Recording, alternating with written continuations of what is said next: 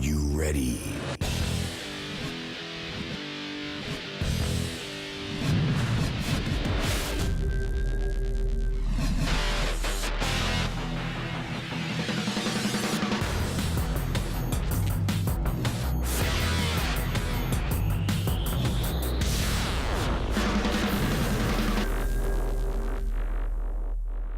Hello and welcome to Oulton Park for the 5th round of the Dunlop Radical UK Cup. We've got Terence Woodward and Ross Kaiser currently leading the standings of this championship, but Zach Chapman is making a challenge for that. And here this weekend we've also got F3 driver Victor Carrera and LMS driver Christian Ebsvik all vying for the top spot.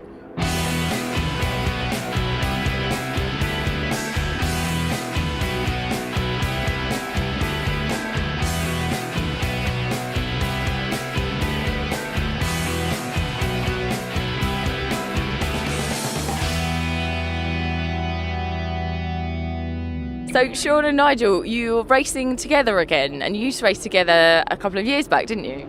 Yep, we've raced radicals together before, I think 2007 if I remember, but we've done a lot of GTs together as well, so a lot of sports cars and GT, so it's great to be sharing a car with Nigel again. And when you were racing together before, Nigel, were you winning? We had our successes, yeah. In 2007 I think we won 2 or 3 races.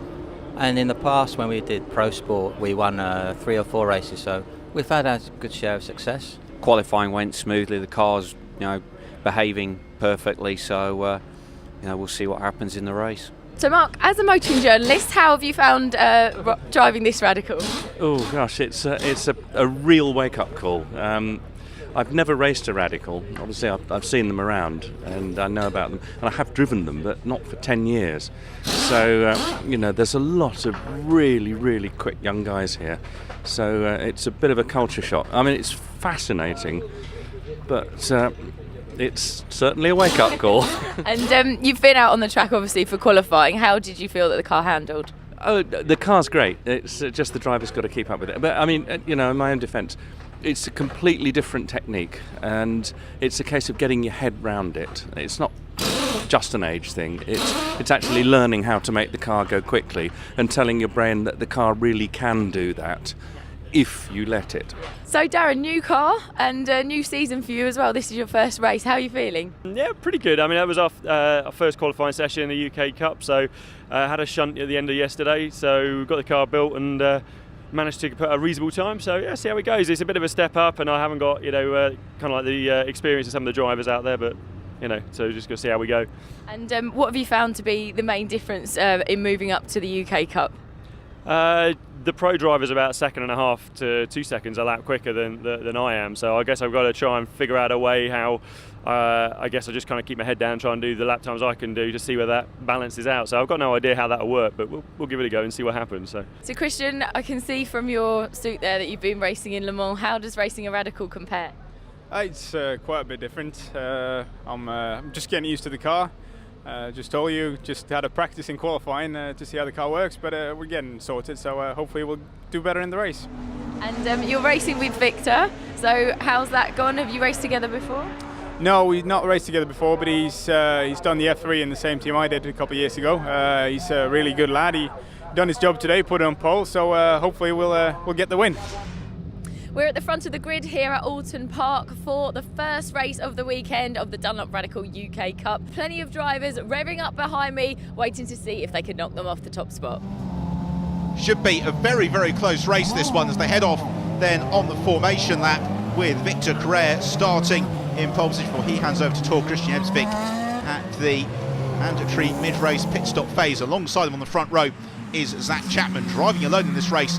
In third position is Tony Wells, and alongside him is Terence Woodward. Then it is Mark Smithson, who lines up in 5th position with James Abbott all on his own in 6th. Man Halos down in 7th, and then Nigel Taylor starting the number 11 car in 8th place. Rolling start as ever in the Dunlop Radical UK Cup. 40 minutes of racing. Await the drivers. It's going to be Victor Carrera, who is going to lead the field into this rolling start. The red lights are on. Out they go, and into an early advantage, I think, is going to be Carrera. Yes, it is, although Zach Chapman fighting all the way with him through Oulton corner. Also a good start from Matt Hales. He moves ahead of James Abbott as they exit Oulton and sprint down towards the avenue where we're in car with Mark Hales. Very welcome addition to the Radical grid, Mark. Vastly experienced driver, but Andy Cummings able to move to the inside of him as they arrive into Cascades. Cummings, of course, a little bit more experienced behind the wheel of these Radical cars. The race leaders, though, already through Island Bend, accelerating towards the braking zone for Shell Oil's corner. Matt Hales is looking feisty in these early stages. He's in the Bromley white car. He's up behind Mark Smithson, then in the blue and black Mark's electrical car, and Alos ducking, weaving. You can't overtake into Britain's chicane, but Alos tries anyway over the curbs. He muscles his way through. Assertive stuff. Matt Hales, he waves an arm, say thanks, give me the room, and that was very fair driving from the pair of them. Alos gave Smithson plenty of racing room, and vice versa. At the head of the field, though, it is Victor Creer who's got that advantage from Zach Chapman in second. It's Tony Wells in third, then Alos up into fourth, Smithson in fifth, James Abbott and Nigel Taylor complete top 10 with Gary Kane leaving the SR3 car. That's the Super Sport class, and he is well up inside the top 10. Race leader, though, Creer exits Druids, accelerates on towards Lodge Corner over the ripples and crowns in the road. Slight downhill braking area for Lodge Corner, which then really plunges away from the drivers, will then jump up over Deer Leap and onto the very truncated start and finish straight to complete the first lap here at Oulton Park. And Creer trying to move away in these early stages from Zach Chapman. Chapman with a very distinctive, very attractive livery in second position, third place as well, but he's coming under pressure already from Matt Hales, who is chasing him down into Island Bend. And what about this fight for third position? Yes, Matt Hales is beginning to get right up onto the tail of Tony Wells. Tony Wells, of course, only in his second season of racing. It's his first year racing in the Masters class in the SR8 cars, and he really has acquitted himself very well. Matt Hales a little bit more experienced than Mark Smithson, carrying the number one plate on the car as the reigning champion. So Smithson is in pursuit of Alos, having lost that place a lap ago, and Alos in turn trying to latch himself up onto the podium. And the reason for that urgency is he can see the leading two drivers, Victor Creer and Zach Chapman, really begin to move away from him now. And Tony Wells is doing a fine job holding on in third position, but Alos, if he's got any hopes of chasing down Chapman, needs to get past Wells sooner rather than later. It's this group of four cars disputing third position. The leading trio then into Druids. Here comes Wells, then we've got Alos, then Smithson, and then James Abbott, who is staying with this group and is actually probably having the easiest time of all of them, because he's not got to have to worry about defending. He can just set about trying to mount a challenge of Mark Smithson. So into Lodge Corner, and Alos gets ever closer to the tail of Tony Wells. Things I really like watching about Matt Hales is he's such a spectacular driver. When he's in the mood, he's got his head down. He really does charge like the very best of them, and he thinks about moving to the inside Tony Wells and goes through it all. Oh, that's absolutely brilliant from Matt Hales. He made that move very late, caught Tony Wells by surprise. Mark Hales thinks about doing much the same thing. He can't quite do it, so he remains in pursuit of Andy Cummings. Cummings runs a little bit wide, and next to Hall into the avenue. That's going to be Hales' opportunity. Really fine defensive drone though from Andy Cummings.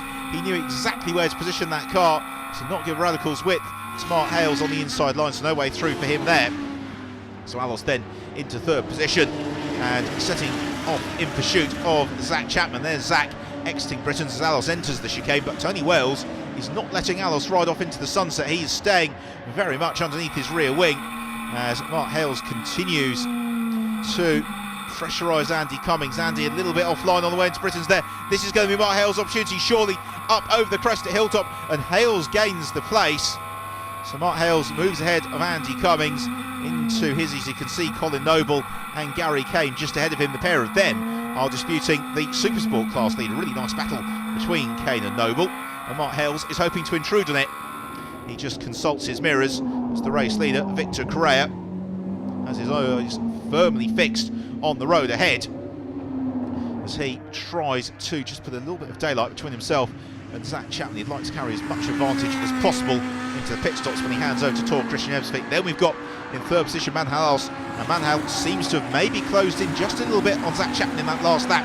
Nice battle still between James Abbott and Mark Smithson, the pair of them running with Tony Wells. So here's the Supersport class battle that we saw briefly from in-car Mark Hales. It is still Gary Kane who's just got that advantage over Colin Noble, and there is Mark closing in on their tail. Mark Hales, though, he's running in one of the Masters class cars, one of the SR8s. So he's not really battling with these drivers in terms of class championship points. Oh, that's a bit of a shame. Chris Headlam has had a slight moment on the run into Hizzies.